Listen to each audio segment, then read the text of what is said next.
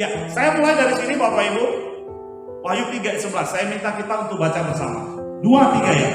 Aku datang segera, peganglah apa yang ada padamu, supaya tidak seorang pun mengambil mahkotamu. Aku datang segera. Ini Yesus berkata Bapak Ibu.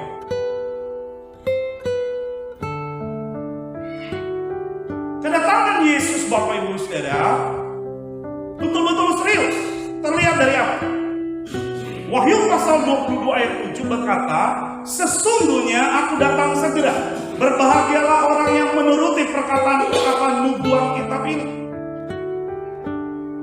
Jadi saya berkata kepada kita Bapak Ibu Saudara bahwa dalam ilmu penafsiran Alkitab menurut hukum struktur mengatakan bahwa hal-hal yang diulang adalah hal yang penting. Ya. Nah, bukan hanya di Wahyu pasal 22 ayat 7, tetapi juga pada ayat 12 dia berkata lagi, sesungguhnya aku datang segera dan aku membawa upahku untuk membalaskan kepada setiap orang menurut perbuatannya. Ya. Kembali dia berkata aku datang segera. Dan lagi Bapak Ibu Saudara, Wahyu 22 ayat 20, kembali dia berkata, ia yang memberi kesaksian tentang semuanya ini berfirman, ya, aku datang segera. Amin. Datanglah Tuhan Yesus.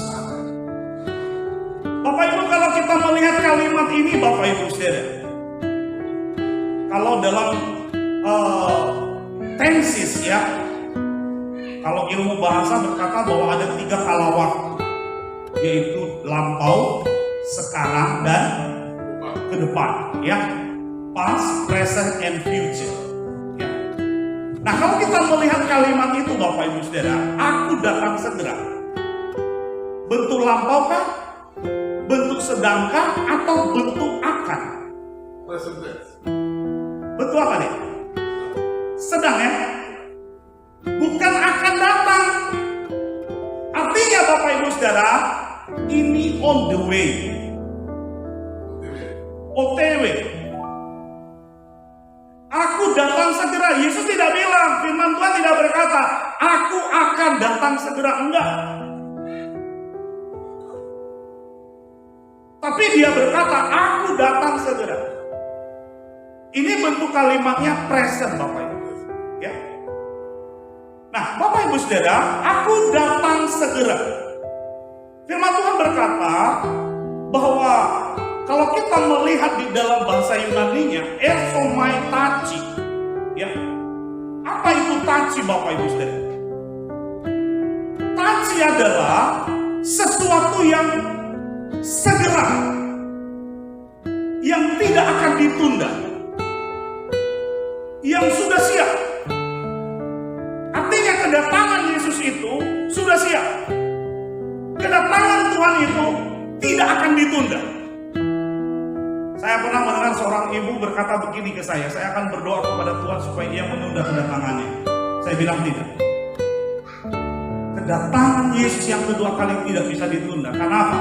Itu sudah teragendakan. Tidak akan mungkin ditunda. Tidak. Sesuai dengan jadwalnya Tuhan. Sesuai dengan waktunya Tuhan. Ya. Nah, Bapak Ibu Saudara, kedatangan Tuhan kita Yesus Kristus dengan kita melihat ayat-ayat tadi, maka saya mau katakan ini adalah sesuatu yang sangat serius. Pasti Pak. Dan juga segera. Ya, pasti. Ya. Nah, Bapak Ibu Saudara, kalau ini sesuatu yang serius, kalau ini adalah sesuatu yang pasti dan segera, kenapa kita masih terlena? Bukankah seharusnya ini mendorong kita untuk semakin bergegas, kita semakin bertekun, ya, kita semakin bersungguh-sungguh. Ini membuat kita lebih lagi dari biasanya. Bapak Ibu, Yesus Tuhan kita datang segera. Jadi perlu untuk kita mempersiapkan diri kita.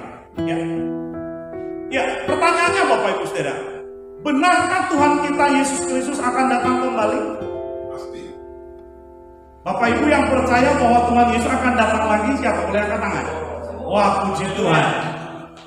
Saya tanya itu karena saya beberapa kali bikin presentasi ini Bapak Ibu Saudara. Ada juga loh Bapak Pendeta yang tidak percaya. Bahkan kalau kita lihat di channel-channel YouTube Bapak Ibu Saudara atau di website-website di internet, bahkan ada yang mengatakan sudah datang. Ya, itu gereja Tuhan yang Maha Kuasa. Ya, nah itu simbolnya bulan bintang dan salib. Ya, bulan sabit dan salib. Ya, mengatakan bahwa Yesus sudah datang secara diam-diam. Kalau dulu datang pertama dalam diri seorang berbentuk pria, sekarang dia datang dalam bentuk wanita. Ya, jadi ini lagi santer. Itu kalau Bapak Ibu itu website mereka banyak sekali di internet. Ya. Apa benar Tuhan kita Yesus Kristus akan datang? Ya, kita sebagai orang percaya, kita percaya Bapak Ibu Saudara. Nah, keyakinan kita didasari oleh perkataan Yesus sendiri. Dia berkata di dalam Yohanes 14 ayat 1 sampai 3, sebelum ia disalibkan, dia berkata demikian, janganlah gelisah hatimu, percayalah kepada Allah, percayalah juga kepadaku. Di rumah Bapakku banyak tempat tinggal. Jika tidak demikian tentu aku mengatakannya kepadamu, sebab aku pergi ke situ untuk menyediakan tempat bagimu. Dan apabila aku telah pergi ke situ dan telah menyediakan tempat bagimu, aku akan datang kembali dan membawa kamu ke tempatku, supaya di tempat di mana aku berada, kamu pun berada. Amin. Bapak Ibu, di sini ada perbedaan tensis yang dipakai. Di sini Yesus berkata, aku akan datang kembali. Karena memang pada waktu itu Bapak Ibu Saudara, dia belum mempersembahkan tubuhnya sebagai korban. Ya. Dan dia masih di bumi. Berbeda dengan ketika tadi kita baca di dalam kitab Wahyu. Ya. Jadi dalam ayat ini Bapak Ibu Saudara memberitahukan kita bahwa benar Tuhan kita Yesus Kristus akan datang. Ya, pasti dia datang. Nah, hal itu Bapak Ibu Saudara juga dikuatkan oleh apa yang dikatakan oleh para malaikat di dalam Kisah Rasul 1 ayat 9 sampai 11. Mari kita baca bersama. Sesudah ia mengatakan demikian, terangkat ia disaksikan oleh mereka dan awal menutupnya dari pandangan mereka. Ketika mereka sedang menatap ke langit waktu ia naik itu, tiba-tiba berdirilah dua orang yang berpakaian putih dekat mereka dan berkata kepada mereka, hai orang-orang Galilea, mengapa kamu berdiri melihat ke langit? Yesus ini yang terangkat ke surga meninggalkan kamu, akan datang kembali dengan cara yang sama seperti kamu melihat dia naik ke surga. Jadi kembali di ayat ini Bapak Ibu Saudara, kita diberitahukan bahwa Yesus pasti datang. Amin. Nah, jika benar dia akan datang, pertanyaan selanjutnya, kapan? Kapan dia akan datang? Ada Bapak Ibu yang tahu kapan Tuhan Yesus akan datang? Segera. Segera. Itu sifatnya Pak, ya kan?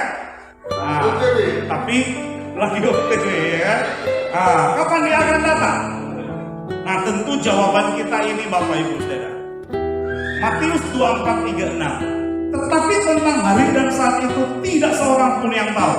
Malaikat-malaikat di surga tidak, dan anak pun tidak, hanya Bapa sendiri. Adakah yang tahu kapan dia datang? Jawabannya tidak seorang pun yang tahu. Setuju Bapak Ibu? Setuju? Kalau ada orang yang tahu, sok tahu ya. Betul ya? Tapi kalau kita perhatikan baik-baik kalimat itu, apa benar tidak seorang pun yang tahu? Coba disimak lagi Bapak Ibu. Ya? Yesus berkata, tetapi tentang hari dan saat itu tidak seorang pun yang tahu. Malaikat di surga tidak, anak pun tidak, hanya Bapa sendiri. Ada yang tahu tidak? Siapa? Bapa. Jadi tidaklah seluruhnya murni bahwa tidak seorang pun yang tahu. Ada perkecualian yang ditunjukkan oleh Yesus bahwa Bapa mengetahui kapan hari dan saat itu. Pertanyaannya sekarang, apakah Bapa yang Maha Tahu itu bisa memberitahu? Bisa ya? Bisa.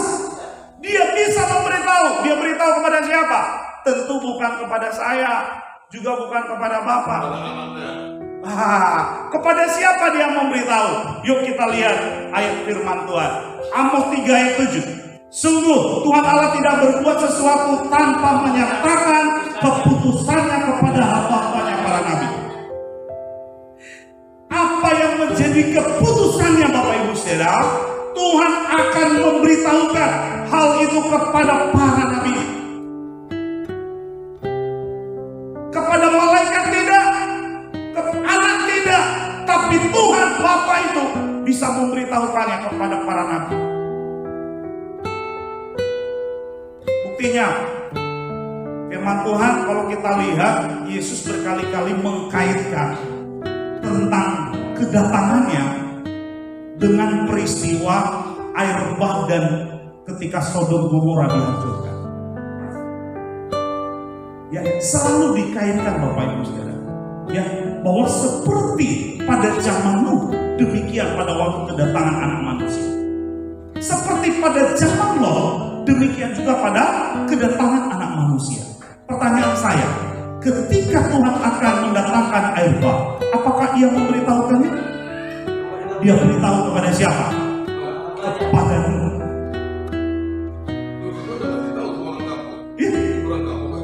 Orang kampung nggak percaya. Ya. Apakah Tuhan ketika akan menghancurkan Sodom dan Gomora, mengembalikan kota yang jahat itu, apakah Tuhan memberitahukannya? Bukankah firman Tuhan berkata, masakan ini aku sembunyikan kepada Abraham? Jadi Bapak Ibu Saudara, betul tidak seorang pun yang tahu. Hanya Bapa, tapi Bapa itu bisa memberitahu.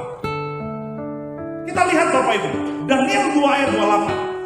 Kita baca bersama 2-3 ya. Tetapi di surga ada Allah yang menyingkapkan rahasia-rahasia. Ia telah memberitahukan kepada tuanku Raja Nebukadnezar apa yang akan terjadi pada hari-hari yang akan datang.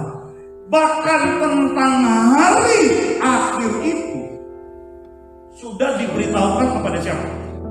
Nebukadnezar. Pertanyaannya, apakah Nebukadnezar ini orang yang takut Tuhan? Apakah dia nabi Bapak Ibu? Oh, ini yang seringkali membuat kita terkungkung, sehingga kita tidak mau cari tahu. Apa benar tak seorang pun yang tahu? Nanti kita akan lihat Bapak Ibu Saudara. Nah, kalau kita melihat Bapak Ibu Saudara, kapan Tuhan kita Yesus datang?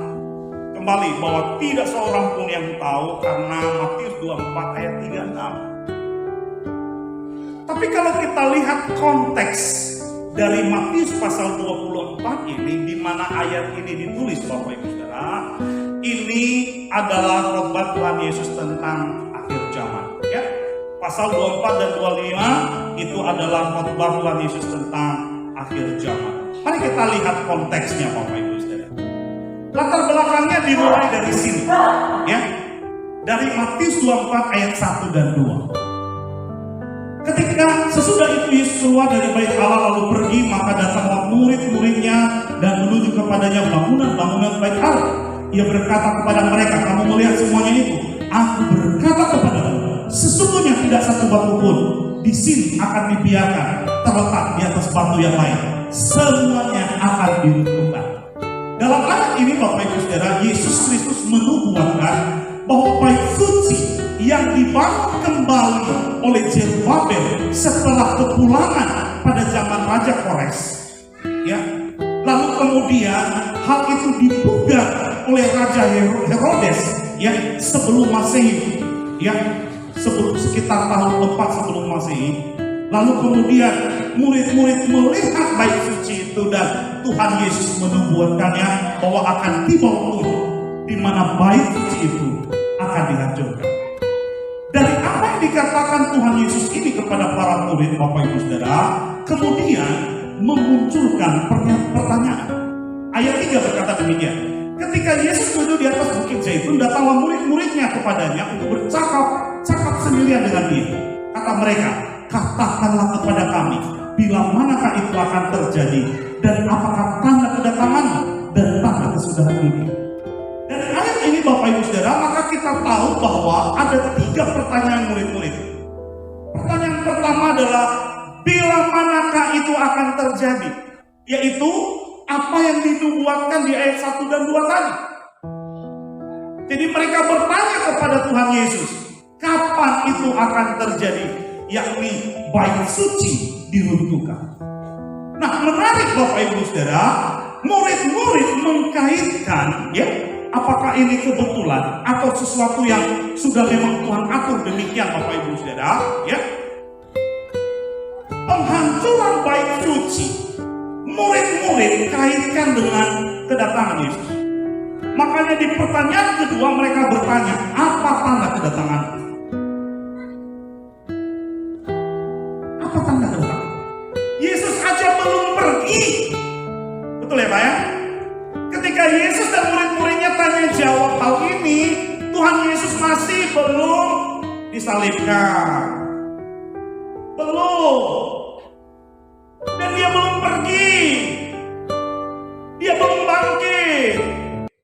Ya, tapi murid-murid sudah mengkaitkan antara kehancuran bait suci itu dengan kedatangan Yesus. Ada apa? Ya, Bapak Ibu, ini yang menarik perhatian saya untuk menelitinya kemudian. Ya. Dan terakhir mereka bertanya, apa tanda kesudahan dunia? Ya, seakan-akan bahwa kehancuran bait suci itu pertanda dari kesudahan dunia. Ya. Nah, Bapak Ibu Saudara, kita dengarkan jawaban yang diberikan Tuhan.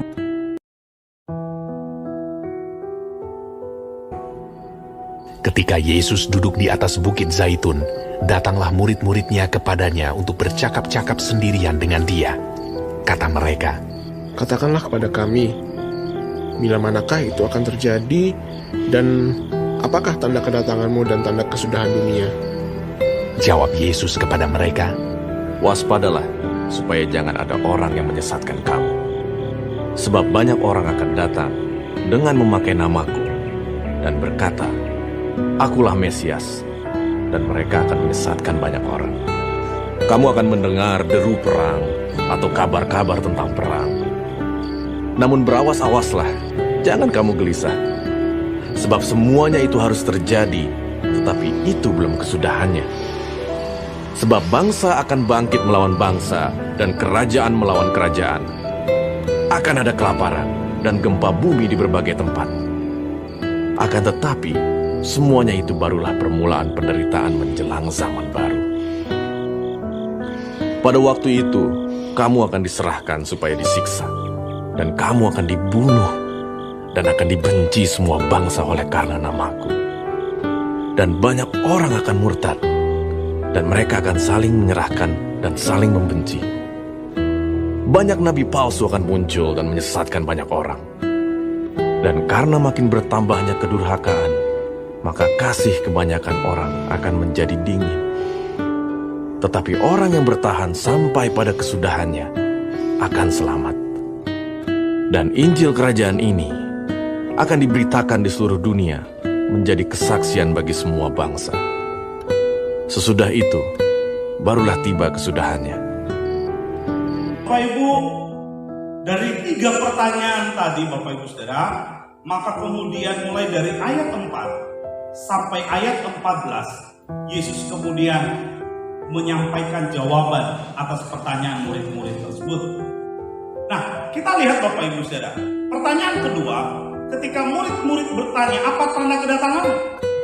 Lalu di sana dari ayat 4 sampai ayat 13 itu, Kristus memberitahukan mereka bahwa yang menjadi tanda kedatangannya adalah akan datang Mesias palsu, adanya perang, kelaparan, gempa bumi, penderitaan, lalu penganiayaan pengikut Kristus, dibunuh, dibenci karena namanya Yesus, banyak orang akan murtad, muncul nabi palsu, menyesatkan banyak orang, kedurhakaan bertambah, dan kasih menjadi dingin. Inilah tanda-tanda kedatangan Yesus, Bapak Ibu. Kalau kita melihat tanda-tanda ini, bukankah semuanya hampir jelas, Bapak Ibu ya? Kita bisa melihatnya. Ya, lalu kemudian untuk pertanyaan ketiga, Yesus berkata begini, dan Injil kerajaan ini akan diberitakan di seluruh dunia, menjadi kesaksian bagi semua bangsa. Sesudah itu barulah tiba kesudahan. Ya, inilah jawaban yang diberikan oleh Tuhan kita Yesus Kristus. Ya, Injil diberitakan. Kalau kita melihat di dunia zaman sekarang, Bapak Ibu Saudara, secara khusus pasca COVID, pemberitaan Injil, saya mau katakan kepada kita, menembus batas-batas. Sekarang Bapak Ibu Saudara, kita tidak lagi terhalangi untuk memberitakan Injil atau orang mendengar Injil. Media yang ada itu menolong banyak orang, Bapak Ibu Saudara, yang belum pernah mendengar Injil masa sekarang. Bahkan Bapak Ibu Saudara, dari tempat berjauhan, dari daerah yang berbeda, benua yang berbeda, kita bisa memberitakan Injil. Lihatlah kecanggihan teknologi sekarang, Bapak Ibu Saudara, membuat semua batas-batas diruntuhkan. Jadi ini menolong pemberitaan Injil di seluruh dunia. Dan ini akan mempercepat pemberitaan Injil itu, Bapak Ibu Saudara, sehingga ayat ini pasti akan digenapi. Ya, menarik Bapak Ibu Saudara. Pertanyaan ada 3. Bila mana itu akan terjadi? Apa tanda kedatanganmu? Apa tanda kesudahan dunia? Pertanyaannya, berapa yang dijawab oleh Tuhan Yesus? Berapa Bapak Ibu? Dari 3 pertanyaan ini, berapa yang dijawabnya? Pertanyaan 1 dan 2 dijawab. Ya. Pertanyaan 2 dan 3 dijawab. Mulai dari ayat 4 sampai ayat 14. Tapi bagaimana dengan pertanyaan pertama? Mengapa Kristus tidak jawab? Apakah Yesus tidak tahu? Ketika murid-murid bertanya kepada dia, bila mana bait suci itu diruntuhkan, kapan? Jangan hanya berani ngomong dong bahwa akan terjadi begini, tapi ketika ditanya kapan, diam. Pertanyaannya, apa benar Yesus tidak menjawab itu karena tidak tahu? Bukankah dia Tuhan? Bukankah dia Maha Tahu? Pasti dia tahu. Tapi kalau tahu, kenapa tidak jawab? Nah, Bapak Ibu Saudara, ini yang kemudian menarik, ya. Ayat 15 berkata demikian. Kita baca Bapak Ibu. Jadi, apabila kamu melihat binasa keji berdiri di tempat kudus menurut firman yang disampaikan oleh Nabi Daniel, para pembaca hendaklah memperhatikan. Bukannya menjawab pertanyaan pertama, tapi mengalihkan pembicaraan. Apakah ini baik? Apakah Yesus sedang mengalihkan topik supaya murid-murid jangan meneruskan pertanyaan, mendesak dia bertanya, kapan? Atau sebenarnya Yesus memberitahukan kepada para murid bahwa pertanyaan yang kamu tanya, jawabannya ada di kitab Nabi Daniel.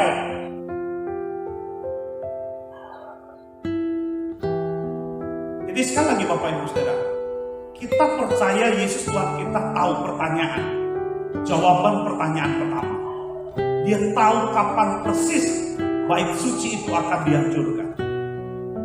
Tapi dia tidak menjawabnya secara langsung Bapak Ibu Saudara, tetapi memberikan sebuah hal yang berupa kode rahasia kepada para murid, yaitu apa? Firman yang disampaikan oleh Nabi Daniel. Ada sesuatu yang Yesus katakan di situ, para pembaca hendaklah memperhatikan. Kalau hal ini tidak berkaitan dengan topik yang dibicarakan, kenapa Yesus meminta supaya pembaca memperhatikan hal itu? Saya percaya Bapak Ibu Saudara, disinilah letak rahasianya, disinilah kunci. Ya, bahwa ada sesuatu yang sangat penting di sini sehingga Yesus menekankan supaya hal itu diperhatikan. Amin. Mari kita lihat Bapak Ibu Saudara. Kitab Daniel itu terdiri dari 12 pasal, dibagi atas 2 bagian. Pasal 1 sampai pasal 6 Bapak Ibu Saudara itu berbicara tentang Daniel dan kawan-kawannya di istana. Apakah itu di istana Babel, di istana Media dan Persia. Ya. Lalu kemudian Bapak Ibu Saudara di pasal 7 sampai pasal 12 di sana kita melihat mengetahui penglihatan-penglihatan yang diberikan kepada Daniel. Ya. Saya tergugah untuk mempelajari kitab Daniel ini Bapak Ibu Saudara karena apa yang dikatakan Yesus tadi bahwa hendaklah pembaca memperhatikan, yaitu firman yang disampaikan oleh Nabi Daniel. Ya. Nah, kita lanjut Bapak Ibu Saudara.